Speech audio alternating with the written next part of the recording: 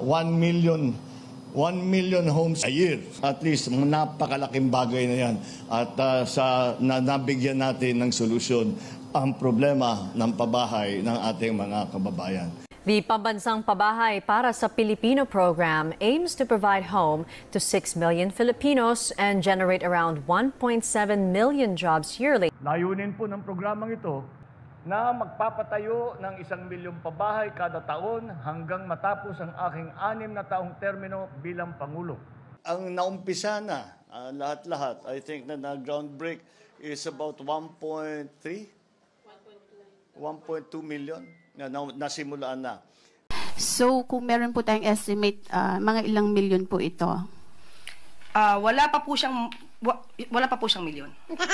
Sa loob po ng 3 taon sa pwesto ng Pangulong Marcos.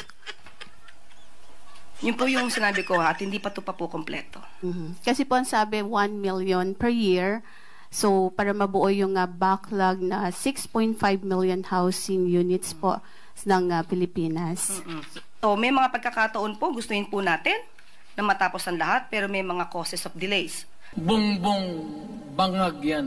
Sabi ko na sa inyo ngayon, si Bongbong Marcos bangag noon, ngayong presidente na bangag natin ang presidente.